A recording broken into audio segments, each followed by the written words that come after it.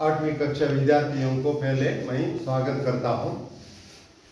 बच्चों, आज एक सैनिक या योद्ध की कहानी को आज शुरू करता हूं। 8वीं कक्षा की संबंधित एक मेरा देश मेरी माँ एक कहानी है, योद्धा की संबंधित कहानी है। इस कहानी को आरंभ करने से पहले भारत देश की संबंधित या मातृ प्रेम की संबंधित एक सैनिक की कहानी को मैं बताने के लिए चाहता हूँ। ಭಾರತ ದೇಶಕ್ಕೆ ದೇಶದ ಬಗ್ಗೆ ದೇಶಾಭಿಮಾನ ಇರತಕ್ಕಂಥ ಒಬ್ಬ ಸೈನಿಕನ ಕಥೆಯನ್ನು ನಿಮಗೆ ಹೇಳ್ತಾ ಆಮೇಲೆ ಈ ಕಥೆಯನ್ನು ನಾನು ಪ್ರಾರಂಭಿಸ್ತಾ ಇದ್ದೇನೆ. ಇವನು ಒಬ್ಬ ಭಾರತ ದೇಶದ ಒಬ್ಬ ದೇಶಾಭಿಮಾನಿ ಅಂತಕ್ಕಂಥವನು. ಅವನ ಹೆಸರು ಏನಪ್ಪ ಅಂತಂದ್ರೆ ಇದು ರವೀಂದ್ರ ಕೌಶಿಕ್ ಅಂತ. ಅವನ ಹೆಸರು ಏನ್ ಹೇಳಿ? ರವೀಂದ್ರ ಕೌಶಿಕ್. ಇವನು ಮೂಲತಃ ಏನಪ್ಪ ಅಂತಂದ್ರೆ ಇವನು ಮೂಲತಃ ಭಾರತ ದೇಶದವನು. ಅವನೇನ್ ಮಾಡ್ತಾನೆ ಕೇಳಿದ್ರೆ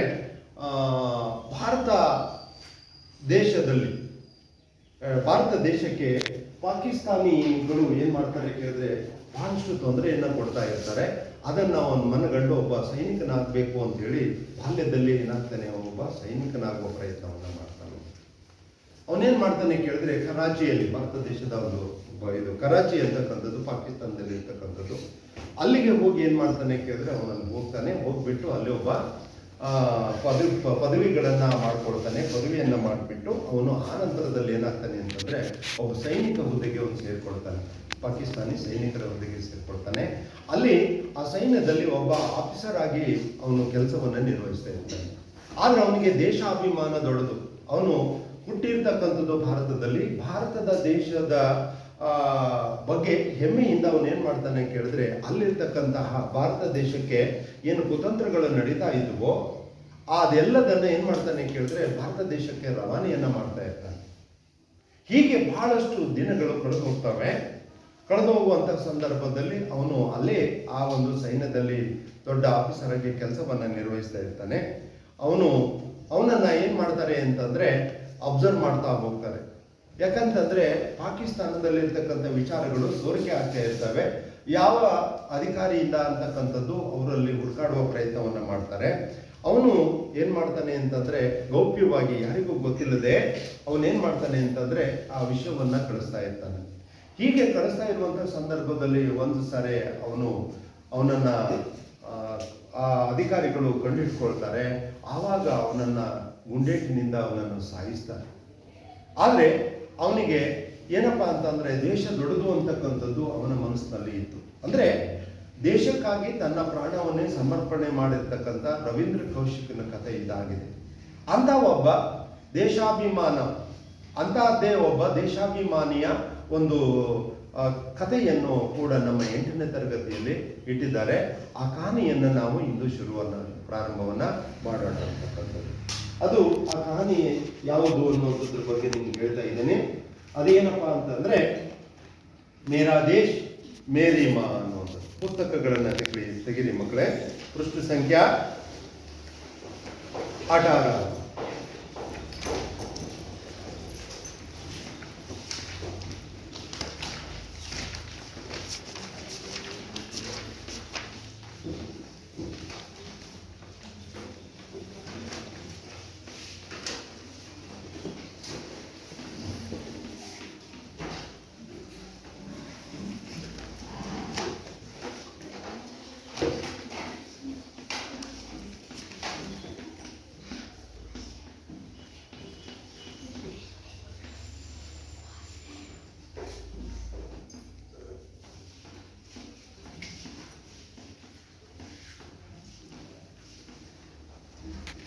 मेरा देश मेरी माँ। यहाँ 8वीं कक्षा की तीसरा पाठ है, मेरा देश मेरी माँ। इस कहानी को आरंभ करने से पहले मैं एक हिंदी के सैनिक के गीतों के बारे में, देशाभिमान की संबंधित एक गीत को मैं बताने के लिए चाहता हूँ। ये मेरे वतन के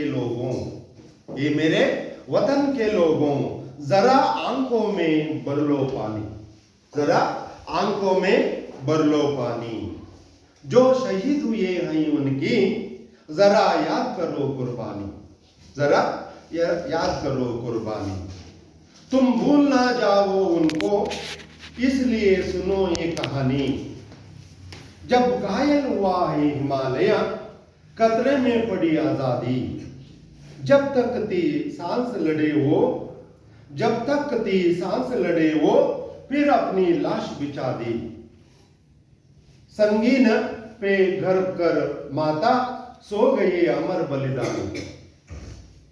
इस गीत से स्पष्ट हो सकता है भारत देश की एक महान योद्धा की संबंधित गीत है। ಹೀಗೆ ಮಕ್ಕಳೇ, ಈ ದೇಶಾಭಿಮಾನ ಅಥವಾ ಈ ಸೈನಿಕರ ಬಗ್ಗೆ, ಈ ಯೋಧರ ಬಗ್ಗೆ ಅನೇಕ ಗೀತೆಗಳನ್ನ, ಕಥೆಗಳನ್ನ ಏನ್ ಮಾಡಿದರೆ ಕೇಳಿದ್ರೆ ಹೇಳಿರ್ತಕ್ಕಂಥದ್ದನ್ನು ನಾವು ಕಾಣ್ತೇವೆ. ಅಂತಹ ಒಂದು ಒಬ್ಬ ಸೈನಿಕನ ಕಥೆಯನ್ನ, ದೇಶಾಭಿಮಾನಕ್ಕೆ ಇರ್ತಕ್ಕಂಥ ಒಬ್ಬ ಸೈನಿಕನ ಕಥೆಯನ್ನು ಇವತ್ತು ನಾವು ಆರಂಭಿಸ್ತಾ ಇದ್ದೇವೆ. ಆ ಸೈನಿಕ ಯಾರು, ಯಾಕಾಗಿ ಅವನು ತನ್ನ ದೇಶಾಭಿಮಾನವನ್ನ ತೋರಿಸಿದ ಮತ್ತು ಅವನು ನಿಜವಾಗುವ ಏನಪ್ಪಾ ಅಂತಂದ್ರೆ ದೇಶಕ್ಕಾಗಿ ಏನ್ ಮಾಡ್ದ ಅನ್ನುವಂಥದ್ದನ್ನ ಇಲ್ಲಿ ಬಹಳ ಸೊಗಸಾಗಿ ಹೇಳಿದ್ದಾರೆ. ಪೃಷ್ಠ ಸಂಖ್ಯಾ 18 खोलिए किताब पाठ 3 मेरा देश मेरी माँ, यह ಸಂಕಲಿತ ಹೇ, ಇದು ಸಂಗ್ರಹವನ್ನ ಮಾಡಿರ್ತಕ್ಕಂಥದ್ದು. ಹಾಗಾಗಿ ಲೇಖಕರ ಪರಿಚಯವನ್ನ ಇಲ್ಲಿ ನಮಗೆ ಕೊಡೋದಕ್ಕೆ ಸಾಧ್ಯ ಇಲ್ಲ, ಸಂಗ್ರಹ ಮಾಡಿರ್ತಕ್ಕಂಥದ್ದು.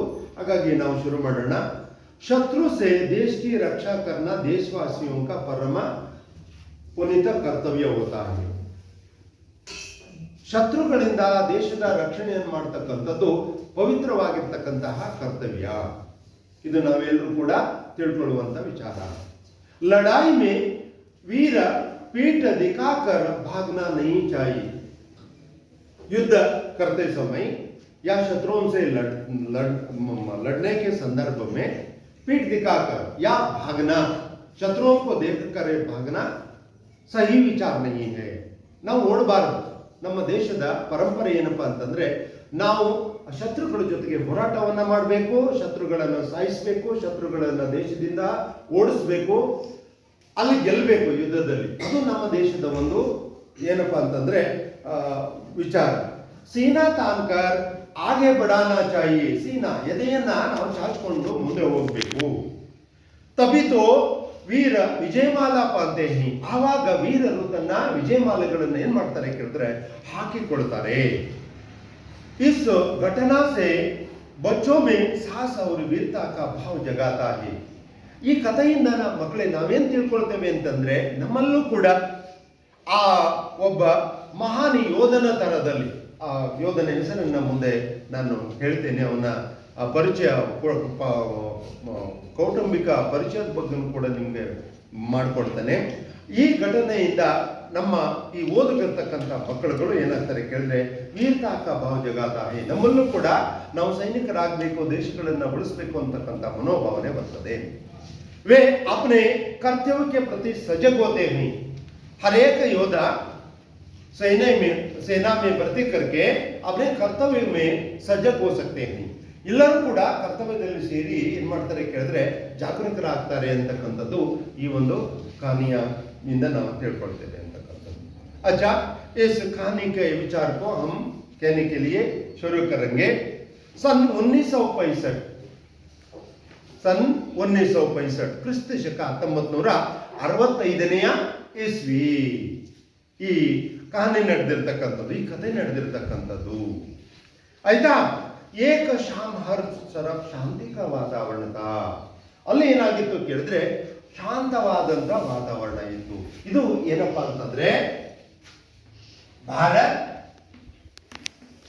और पाकिस्तान दोनों देशों की संबंधित विचारों को इस कहानी में बताया गया है. ಪಾಕಿಸ್ತಾನ ಮತ್ತು ಭಾರತದ ಮಧ್ಯೆ ನಡೆದಿರ್ತಕ್ಕಂಥ ಯುದ್ಧದ ಒಂದು ವಿಚಾರಗಳನ್ನ ಇಲ್ಲಿ ಕಥೆಯಲ್ಲಿ ಏನ್ ಮಾಡಿದ್ದಾರೆ ಕೇಳಿದ್ರೆ ಹೇಳಿದ್ದಾರೆ.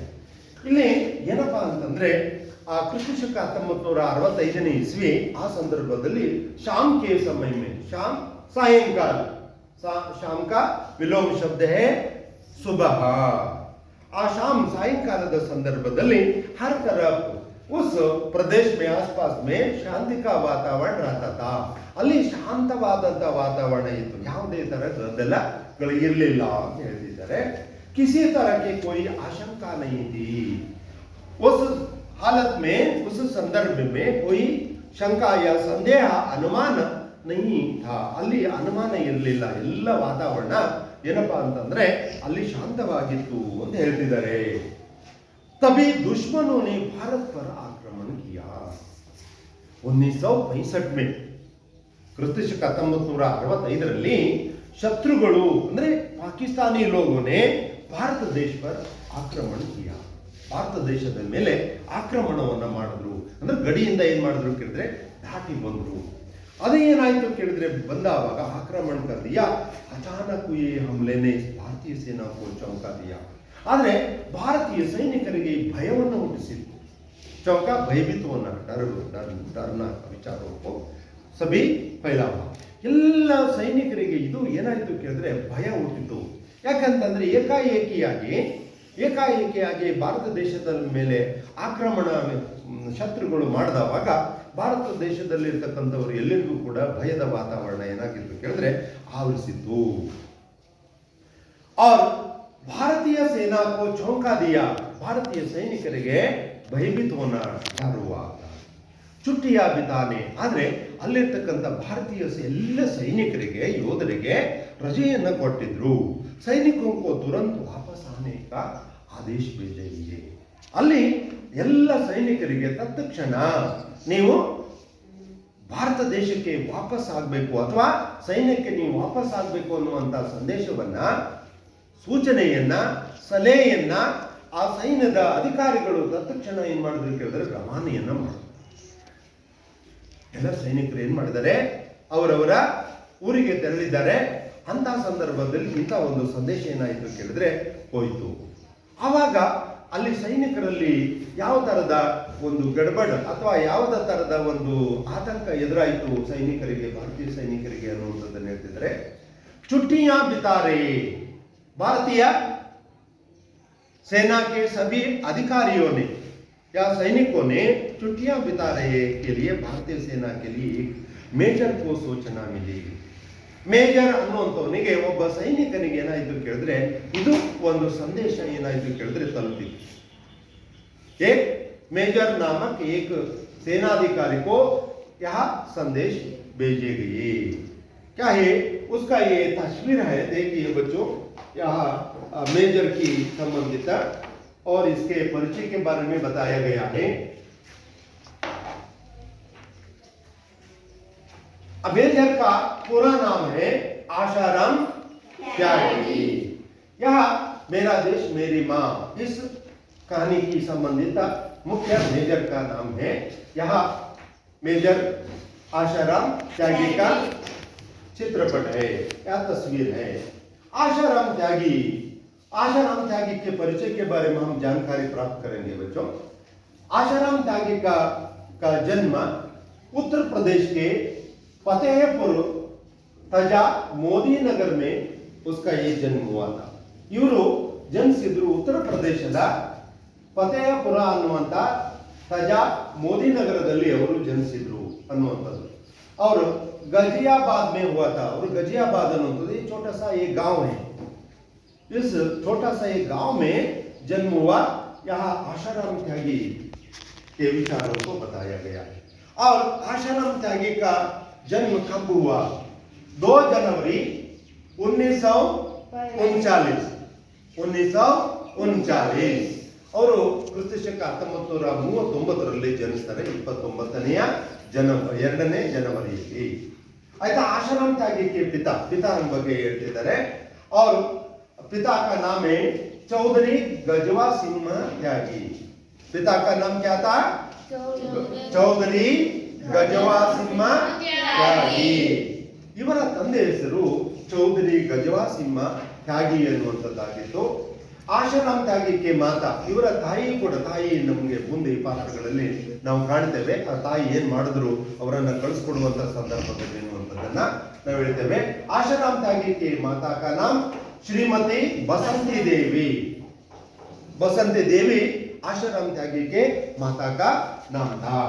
और आशाराम त्यागी माता के परिचय के बाद आशाराम त्यागी का मरणोपरांत महावीर चक्र विजेता ಅವರಿಗೆ ಅವರು ತೀರ್ಕೊಂಡ ನಂತರದಲ್ಲಿ ಅವರಿಗೆ ಮಹಾವೀರ ಚಕ್ರ ಅನ್ನುವಂಥ ಪದವಿಯನ್ನು ಕೊಟ್ಟು ಸನ್ಮಾನವನ್ನ ಮಾಡಲಾಗ್ತದೆ. ಅಂದ್ರೆ ಅವರು ತೀರ್ಕೊಂಡ ನಂತರದಲ್ಲಿ ಆ ಯುದ್ಧದಲ್ಲಿ ಅವ್ರು ಏನಾಗ್ತಾರೆ ಕೇಳಿದ್ರೆ ಮರಣವನ್ನ ಆಗ್ತಾರೆ. ಆ ನಂತರದಲ್ಲಿ ಅವ್ರಿಗೆ ಏನ್ ಮಾಡ್ತಾರೆ ಕೇಳಿದ್ರೆ ಮಹಾವೀರ ಚಕ್ರ ಅನ್ನುವಂಥ ಪದವಿಯನ್ನು ಕೊಡ್ತಾರೆ ಅಂತಕ್ಕಂಥದ್ದು.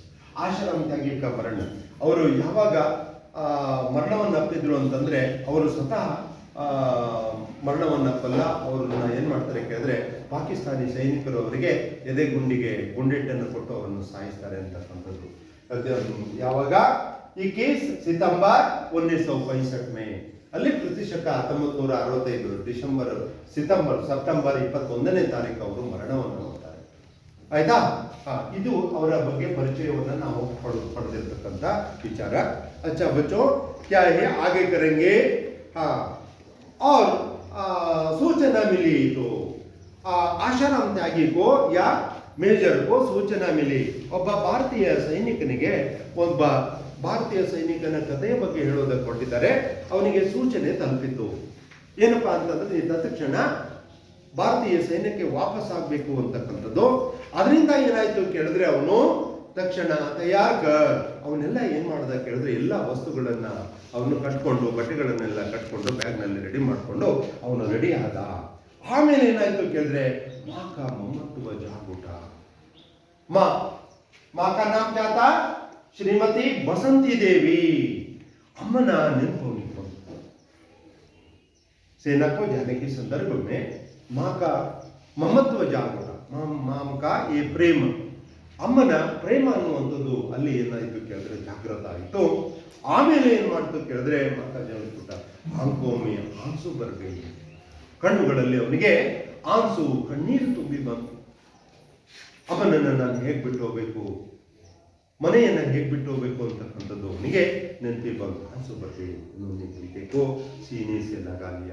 ಅವರಮ್ಮ ಏನ್ ಮಾಡಿದ್ರು ಕೇಳಿದ್ರೆ ಅವನನ್ನ ಮಗನನ್ನ ತಬ್ಬಿಕೊಂಡು ಮಗನನ್ನ ಹೇಗೆ ಕಳಿಸ್ಬೇಕು ಅಂತಕ್ಕಂಥದ್ದು ಅವರಿಗೆ ದುಃಖ ಆಯಿತು. ಆಮೇಲೆ ಅವನು ಏನ್ ಮಾಡ್ದ, ಬೀಜರ್ಗೆ ಗಲಾಬಿ ರುಂದ್ಗಯ. ಅಮ್ಮ ಈ ರೀತಿಯಾಗಿ ಪ್ರೀತಿಯನ್ನ ಮಾಡಿದ್ರು. ಅವರಮ್ಮನ ಹೆಸರು ನಿಮ್ಗೆ ಗೊತ್ತಿದೆ ಅಲ್ವಾ, ಶ್ರೀಮತಿ ಬಸಂತಿ ದೇವಿ ಅನ್ನುವಂಥವರು. ಅವರನ್ನ ತಪ್ಪಿಕೊಂಡಾಗ ಇವರಿಗೂ ಕೂಡ ದುಃಖ ಆಗ್ತದೆ. ಅವರು ರುಂದ್ಗಯ ತುರಂತ ಈ ಮಾತೃಭೂಮಿಕ ಸ್ಮರಣವಾಯ. ಆದ್ರೆ ಈ ಸಂದರ್ಭದಲ್ಲಿ ಮಾತೃಭೂಮಿಯ ನೆನಪಾಯಿತು. ಯಾಕಂತಂದ್ರೆ ದೇಶ ದೊಡ್ಡದು, ಆಮೇಲೆ ನಮ್ಮ ತಾಯಿ ನಮ್ಮ ಬಂದು ನಮ್ಮ ಬಳಗ ಅಂತಕ್ಕಂಥದ್ದು ದೇಶಾಭಿಮಾನ ಅವನಿಗೆ ಉಕ್ಕಿ ಬಂತು. ಆಮೇಲೆ युद्ध भूमि को जाते हुए पुत्र के सिर पर हाथ रखकर आशीर्वाद देते हुए कहा, माँ क्या है? ಶ್ರೀಮತಿ ಬಸಂತಿ ದೇವಿ ಏನ್ ಮಾಡಿದ್ರು ಕೇಳಿದ್ರೆ ತನ್ನ ಮಗನಾಗಿರ್ತಕ್ಕಂತಹ ಆಶಾರಾಮ್ ತ್ಯಾಗಿಯ ತಲೆ ಮೇಲೆ ಕೈಯನ್ನ ಇಟ್ಟು ಹೇಳಿದ್ರು, ಆಶೀರ್ವಾದವನ್ನ ಮಾಡಿದ್ರು. ಆಶೀರ್ವಾದವನ್ನ ಮಾಡ್ತಾ ಹೇಳ್ತಿದ್ದಾರೆ, ಹಾತ್ ರಖಕರ್ ಆಶೀರ್ವಾದ ದೇತೆ ಹುಯಿ ಮಾನೆ ಕಹ. ಬಸಂತಿ ದೇವಿನೇ, ಶ್ರೀಮತಿ ಬಸಂತಿ ದೇವಿನೇ ಹೇಳಿದ್ರು ಬೇಟೆ ಮಗನೇ, ऐसे समय ಈ ಸಂದರ್ಭದಲ್ಲಿ ರಾಷ್ಟ್ರ ರಕ್ಷಾ ಈ ಪ್ರತ್ಯೇಕ ಭಾರತೀಯ सबसे बड़ा ಕರ್ತವ್ಯ है.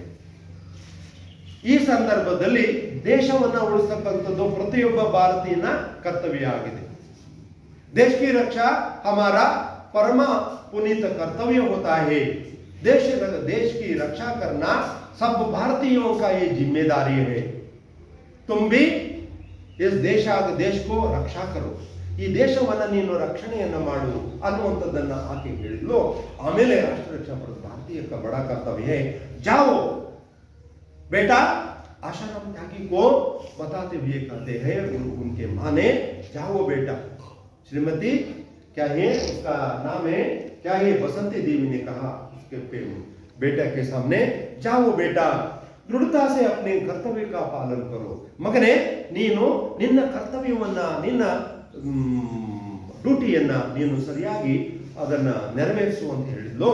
ಆಮೇಲೆ ಹೇಳ್ತಿದ್ದಾಳೆ, ಯಾद रहे, ನೆನ್ಪಿಡ್ಕೋ ಮಗನೇ, यह विचार को अपने मन में रख कर यहाँ ಭಾರತೀಯ ಸೇನಾಕ್ಕೆ ಕರ್ತವ್ಯ ಕಾ ಪೂರಾ ಕರು.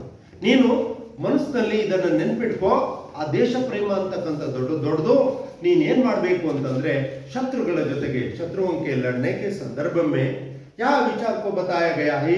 ಭಾರತೀಯ ಪರಂಪರಾ, ಭಾರತ ದೇಶದ ಪರಂಪರೆ ಏನು ಅಂತಂದ್ರೆ ಸೀನೆ ಪರ್ ಗೋಲಿ ಖಾನೆ ಕಿ ಸೀನಾ, ಎದೆಗೆ ಗುಂಡನ್ನ ತಿನ್ನುವುದೇ ವಿನಃ ಪೀಠ ಪರ್ नहीं है. पीठ भागना नहीं चाहिए, शत्रुओं को देखकर और ಭಾಗನ नहीं चाहिए. ನೀನು ಶತ್ರುಗಳನ್ನು ಕಂಡುಬಿಟ್ಟು ನೀನು ಓಡಬೇಡ, ಅಲ್ಲಿ ನೀನು ಹೋರಾಟವನ್ನು ಮಾಡು, ಶತ್ರುಗಳನ್ನು ಸಾಯಿಸು, ಶತ್ರುಗಳನ್ನು ಸದೆಬಡಿ, ದೇಶಕ್ಕೆ ನೀನು ಏನಪ್ಪಾ ಅಂತಂದ್ರೆ ಆ ದೇಶವನ್ನ ರಕ್ಷಣೆಯನ್ನು ಮಾಡ್ತಕ್ಕಂಥದ್ದು ನಿನ್ನ ಕರ್ತವ್ಯ. ಮೊದಲು ನೀನು ಆ ಕರ್ತವ್ಯವನ್ನು ನಿರ್ವಹಿಸುವಂತಕ್ಕಂಥದ್ದನ್ನ ಆಕೆ ಹೇಳ್ತಾರೆ, ಅವನ ತಾಯಿ ಹೇಳ್ತಾರೆ.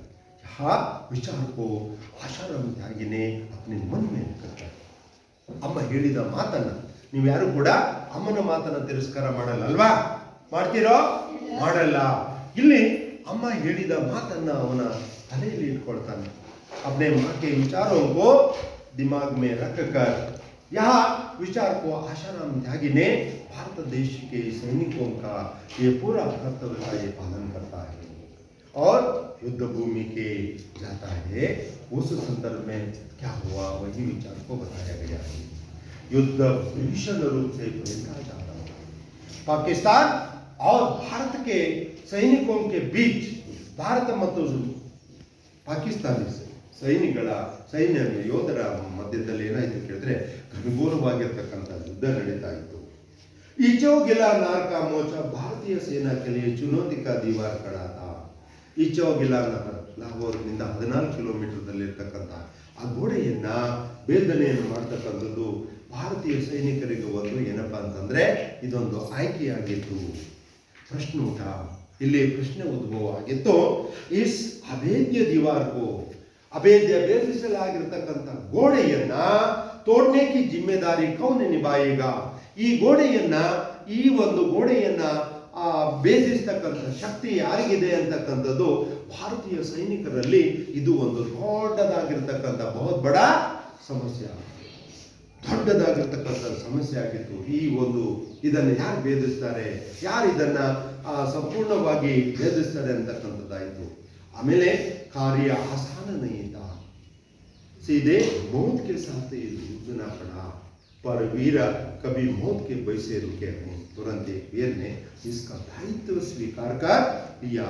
ये गांव से आए हुए वही यहाँ बताया गया है. कार्य आसान नहीं था, आसान सरल. यह कार्य यह काम आसान नहीं था. ಈ ಕಾರ್ಯ ಮಾಡ್ತಕ್ಕಂಥದ್ದು ಅಷ್ಟೊಂದು ಸರಳವಾಗಿರಲಿಲ್ಲ. ಯಾಕೆ ಅಂತಂದ್ರೆ ಆ ಶತ್ರು ಸೇನೆಗಳ ಸೈನ್ಯ ಅಂತಕ್ಕಂಥದ್ದು ಭಯಂಕರವಾಗಿತ್ತು. ಆ ಶತ್ರುಗಳ ಜೊತೆಗೆ ಹೋರಾಟ ಮಾಡೋದು ಅಂತಂದ್ರೆ ಸಾವಿನ ಯಮನ ಜೊತೆಗೆ ಹೋರಾಟವನ್ನ ಮಾಡುವಂತಹ ಸ್ಥಿತಿಯಾಗಿತ್ತು. ಅಷ್ಟೊಂದು ಭಯಂಕರವಾಗಿರ್ತಕ್ಕಂಥ ಸೈನ್ಯವನ್ನ ಹೊಂದಿದ್ರು ಪಾಕಿಸ್ತಾನಿಗಳು. और सीधे मौत के साथ जूझना पड़ा था. ಸೀದಾ ಸಾವಿನ ಜೊತೆಗೆ ಸೆಣಸಾಟವನ್ನು ನಡೆಸಬೇಕಾಗಿತ್ತು. ಅಂತಹ ಒಂದು ಸೈನ್ಯವನ್ನು ಹೊಂದಿರತಕ್ಕಂಥದ್ದು ಪಾಕಿಸ್ತಾನಿಗಳಾಗಿದ್ರು. ಪರ್ ವೀರ್ ಕಬಿ ಮೌತ್ಗೆ ಬಯಸೇ ರುಕೆ ನೈ. ಆದ್ರೆ ಯಾವೊಬ್ಬ ವೀರನು ಸಹ ಯಾವೊಬ್ಬ ಶೂರನು ಸಹ ಮೌತ್ಗೆ ಬಯಸೆ ಸಾವಿನ ಒಂದು ಭಯದಿಂದ ಹಿಂದೆ ಸರಿತಾನೆ, ಖಂಡಿತವಾಗಿ ಹಿಂದೆ ಸರಿಯಲ್ಲ. ಅಲ್ಲಿ ಒಬ್ಬ ಸೈನಿಕ ಏನ್ ಮಾಡ್ತಾನೆ ಕೇಳಿದ್ರೆ ತುರಂತ ತತ್ಕ್ಷಣವೇ ಏಕ ವೀರ್ನೆ ಒಬ್ಬ ವೀರ ಅನ್ನುವಂಥವನು ಯಹ ಇಸ್ಕಾ ದಾಯಿತ್ವ ಸ್ವೀಕಾರ ಕರ್ ಇದರ ಒಂದು ಜವಾಬ್ದಾರಿಯನ್ನ ತನ್ನ ಹೆಗಲ ಮೇಲೆ ಇಟ್ಕೊಂಡು ಲಿಯಾ. ಒಬ್ಬ ಸೈನಿಕ ಅನ್ನುವಂಥವನು, ಭಾರತೀಯ ಒಬ್ಬ ಸೈನಿಕ ಅನ್ನುವಂಥವನು ಈ ಒಂದು ಜವಾಬ್ದಾರಿಯನ್ನು ಹೊತ್ಕೊಳ್ತಾನೆ. ಆ ಹೊತ್ಕೊಂಡು ಆ ಯುದ್ಧವನ್ನು ಮಾಡೋದಕ್ಕೆ ಇವನೇನಾಗ್ತಾನೆ ಕೇಳಿದ್ರೆ ತಯಾರಾಗ್ತಾನೆ. ಮೌತ್ಗೆ ಪರವಾಹಿಕಿನ ಬಿನ ಸಾವಿನ ಭಯವನ್ನ ಎದುರಿಸದೆ मेजर मोर्चा संभाल लिया. यहाँ भारतीय सेना के अधिकारी आशाराम त्यागी ने यह दायित्व को स्वीकार कर शत्रु सेना के सामने लड़ने के लिए तैयार हो गए. ಶತ್ರುಗಳ ಮಧ್ಯದಲ್ಲಿ ಅವನು ಹೋರಾಟ ಮಾಡೋದಕ್ಕೆ ಇವನು ತಯಾರಾಗ್ತಾನೆ. ಆಶಾರಾಮ್ ತ್ಯಾಗಿ ಧೀರೆ ಧೀರೆ आगे बढ़ने लगे. ಅವನು निदान निदान पाकिस्तान और भारत के बीच में युद्ध के संदर्भ में आगे बढ़ रहे थे.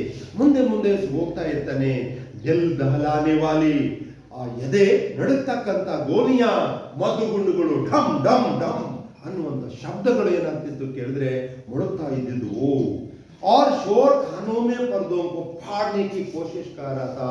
ಆ ಶಬ್ದಗಳು ಹೇಗೆ ಆಗ್ತಾ ಇದ್ವು ಅಂತಂದ್ರೆ ನಮ್ಮ ಕಿವಿಯನ್ನ, ಆ ಕಿವಿಯ ಪರದೆಯನ್ನ ಹರಿದು ಬರುವಂತೆ ಆಗ್ತಾ ಇದ್ವು. ಅಷ್ಟೊಂದು ಗಂಭೀರವಾಗಿರ್ತಕ್ಕಂಥ ಯುದ್ಧ ಏನಾಗ್ತಾ ಇತ್ತು ಭಾರತ ಮತ್ತು ಪಾಕಿಸ್ತಾನಿ ಸೈನ್ಯದ ಮುಂದೆ ನಡೀತಾ ಇತ್ತು. ಮೇಜರ್ देशभक्ति का जोश पूरी तरह छाया हुआ था. आदरे आशाराम त्यागी को भारत देश की ममत्व या भारत देश की अभिमान का ये जोश पूरी तरह छाया हुआ था. ದೇಶವನ್ನ ಉಳಿಸಬೇಕು, ದೇಶವನ್ನ ಸಂರಕ್ಷಣೆಯನ್ನು ಮಾಡಬೇಕು, ಶತ್ರುಗಳನ್ನ ಇಲ್ಲಿಂದ ಓಡಿಸಬೇಕು ಅಂತಕ್ಕಂಥದ್ದು ಅವನ ಮನಸ್ಸಿನಲ್ಲಿ ತುಂಬಿತ್ತು. ಮೌಖಿಕ ಎಂತ ಸಾಮಕಿಯ ಅವನು ಸಂದರ್ಭವನ್ನ ಕಾಯ್ತಾ ಇದ್ದ. ಶತ್ರು ಸೈನ್ಯಗಳನ್ನ ಸದೆ ಬಡಿಬೇಕು ಅಂತಕ್ಕಂಥದ್ದು ಈತನ ಸಮಯ ನಗಿತ. ಆದ್ರೆ ಇಷ್ಟೊಂದು ಸಮಯ ಇರಲಿಲ್ಲ ಅವನಿಗೆ, ಅದನ್ನ ಮಾಡೋದಕ್ಕೆ ಅವನಿಗೆ ಸಮಯ ಇರಲಿಲ್ಲ. इसलिए वे धड़ाधड़ ಗೋಲಿಬಾರಿ ಕರ್ತವ್ಯೆ. ಅವನು ಏನ್ ಮಾಡ್ದ ಕೇಳಿದ್ರೆ ಅವನು ಬಂದೂಕಿನಿಂದ ಮದ್ದುಗುಂಡುಗಳನ್ನ ಹಾರಿಸೋದಕ್ಕೆ ಶುರು ಮಾಡ್ದ. दुश्मन टैंकों को ध्वस्त करते हुए आगे बढ़ रहे थे. शत्रुಗಳ पाकिस्तानी सैनिकों को ध्वस्त करते हुए, नाश करते हुए आगे बढ़ रहे थे. तभी दुश्मनों ने कई गोलियां उसके सनसनाती हुई आई. ಆದ್ರೆ ಶತ್ರು ಸೈನ್ಯಗಳು ಸುಮ್ಮನೆ ಉಳಿಲಿಲ್ಲ. ಇವನಿಗೂ ಸಹ ಏನ್ ಮಾಡಿದ್ರು ಕೇಳಿದ್ರೆ ಆ ಎದೆಗೆ ಗುಂಡುಗಳನ್ನ ಬಿಡೋದಕ್ಕೆ ಶುರು ಮಾಡಿದ್ರು. ಮೇಜರ್ ಕಿ ಪೇಟ್ ಹಾತ್, ಅವನ ಕೈಗಳಿಗೆ ಗುಂಡುಗಳು ತಗಲಿದವು. ಯುದ್ಧವನ್ನ ಮಾಡುವ ಸಂದರ್ಭದಲ್ಲಿ ಕೈಗಳಿಗೆ ಅವನಿಗೆ ಗುಂಡುಗಳು ತಗಲಿದವು, ಎದೆಗೆ ಅವನ ಗುಂಡುಗಳು ತೆಗೆದವು. ಭಾರತೀಯ ಪರಂಪರಾ ಸೇನೆ ಪರ ಕೋಲಿ ಕಾಣಿಕೆ ಹೇ. ಅಮ್ಮ ಹೇಳಿದ ಮಾತು ಅವನಿಗೆ ನೆನಪಾಗ್ತಾ ಇತ್ತು. ಭಾರತೀಯ ಭಾರತೀಯ ಸೈನ್ಯದಲ್ಲಿ ಶತ್ರು ಸೈನ್ಯಗಳಿಂದ ಎದೆಗೆ ಗುಂಡನ್ನೇ ತಿನ್ನುವುದೇ ವಿನ ಇಲ್ಲಿ ಬೆನ್ನನ್ನ ಕೊಟ್ಟು ಓಡುವುದಲ್ಲ. ಅದು ಅವನ ತಾಯಿ ಹೇಳಿದ ಮಾತು ಸದಾ ಸ್ಮರಣೆಯಲ್ಲಿ ಇಟ್ಕೊಂಡಿದ್ದ. और क्या हुआ देखिए, ಭಾರತೀಯ ಪರಂಪರಾ ಸೇನೆ पर कोली खाने की है, पीठ पर नहीं. अम्मा ಹೇಳಿದ ಮಾತು माँ का यह वाणी अपने मन में रखकर युद्ध करते हुए यह आशाराम त्यागी ने यह युद्ध किया था. माँ का शब्द प्रेरणा रहे थे. ಅಮ್ಮ ಹೇಳಿದ ಶಬ್ದಗಳು ಅವನ ಕಿವಿಗಳಲ್ಲಿ ಹಾಗೆ ಮೊಳಗ್ತಾ ಇದ್ದುವು. ಚೋಟ್ಕಿ ಪರವಾಯಿಕೆ ವಿನ, ಅವನಿಗೆ ಏಟು ಬಿದ್ದಿದೆ ಆದ್ರೆ ಅದನ್ನ ಲೆಕ್ಕಿಸದೆ ಅವನು ಮುನ್ನುಗ್ತಾ ಇದ್ದ. ಅವ್ರ ಮೇಜರ್ ಕಾ ಕದಂ ಏಕೆ ನೈ. ಮೇಜರ್ನು ಆ ಒಂದು ಏನ್ ಮಾಡ್ದ ಕೇಳಿದ್ರೆ ಹೆಜ್ಜೆಯನ್ನ ಹಿಂದೆ ಬಿಡ್ಲಿಲ್ಲ.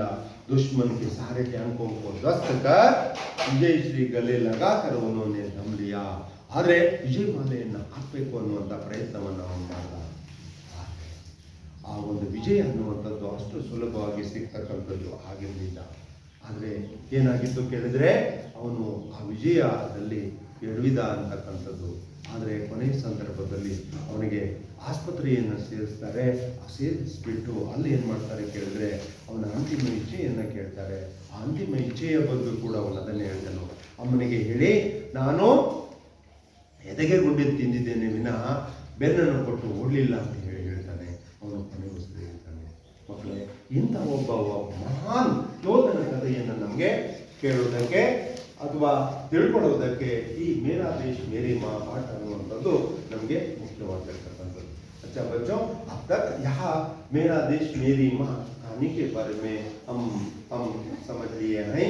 इस कहानी की संबंधित और एक प्रश्न है या व्याकरण की संबंधित विचार के बारे में हम चर्चा करेंगे. अच्छा, विलोम शब्द की संबंधित प्रश्न है. क्या है? शत्रु, देश, पास, वीर, शाम, बड़ा, प्रश्न, स्वीकार. क्या शब्द का विलोम शब्द को मैं एक एक को प्रश्न पूछता हूँ, उत्तर बताइए. शत्रु शब्द का विलोम शब्द क्या है? मित्र. शत्रु शब्द का विलोम शब्द है मित्र. और देश का विलोम शब्द क्या है? देश का विलोम शब्द है विदेश. और पास का विलोम शब्द, पास का अर्थ होता है नजदीक, हत्तीरा. हाँ, इसका विलोम शब्द क्या है? पास, हत्तीरा. सही है. दूर, पास का विलोम शब्द है दूर. और वीर का विलोम शब्द वीर का विलोम शब्द हाँ कायर, कायर कायर का अर्थ होता है हेडी, डरपोक, सही है। और शाम का विलोम शब्द सुबह, शाम का अर्थ है सायंकाल, सायंकाल का विलोम शब्द है सुबह, सुबह का अर्थ होता है बेलिगे। अच्छा आगे बताता हूं, बड़ा का विलोम शब्द बड़ा, ದೊಡ್ಡದು, इसका विलोम शब्द क्या है छोटा, छोटा ಅಂತಂದ್ರೆ ಚಿಕ್ಕದು, ಬಡ ಅಂತಂದ್ರೆ ದೊಡ್ಡದು, छोटा का विलोम शब्द है बड़ा। प्रश्न का विलोम शब्द उत्तर, सही है, प्रश्न का अर्थ होता है क्वेश्चन, आयता सवाल, आयता। अच्छा आगे बताता हूं, स्वीकार शब्द का विलोम शब्द स्वीकार, ಸ್ವೀಕರಿಸುವುದು ಅಂತೇಳಿ, अस्वीकार, सही है, स्वीकार का विलोम शब्द है अस्वीकार, सही है। और उसी प्रकार एक वचन और बहुवचन के संबंधित प्रश्न है, बच्चा शब्द का बहुवचन रूप क्या है? बच्चे, हाँ मगु मಕ್ಕಳು, बच्चा एक वचन शब्द है, बच्चे बहुवचन शब्द है। चुट्टी शब्द का बहुवचन रूप क्या है? चुट्टी रजे, चुट्टियां रजेगुरु, चुट्टी चुट्टियां, सही है। सूचना शब्द का बहुवचन रूप क्या है? सूचनाएं, सूचना सूचनाएं, सही है। अच्छा तैयार शब्द का बहुवचन रूप क्या है? तैयारियां, तैयार शब्द का बहुवचन रूप तैयारियां है। अच्छा आंख का बहुवचन रूप क्या है? आंख का अर्थ होता है कण्णु, आंखे, आंखे का अर्थ होता है ಕಣ್ಣುಗಳು, आंख कण्णु, आंखे कಣ್ಣುಗಳು। अच्छा और जिम्मेदारी शब्द का बहुवचन रूप क्या है? जिम्मेदारी जवाबदारी, हाँ जिम्मेदारी जवाबदारी, जिम्मेदारियां बहुवचन रूप क्या है? जिम्मेदारियां। और अंतिम शब्द है गोली, गोली मद्दुगुंडु, गोली शब्द का बहुवचन रूप क्या है? सही है गोलियां, गोली गोलियां।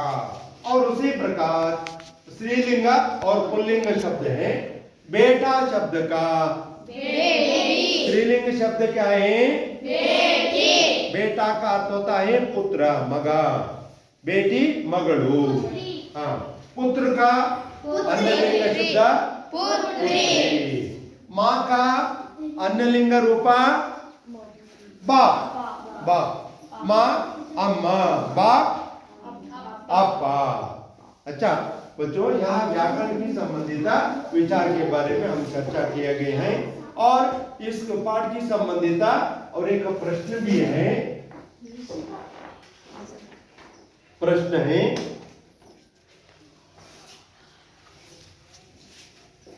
शुरू करेंगे। हाँ प्रश्न क्या है? पहला प्रश्न है आशा नाम त्यागी का जन्म कब हुआ?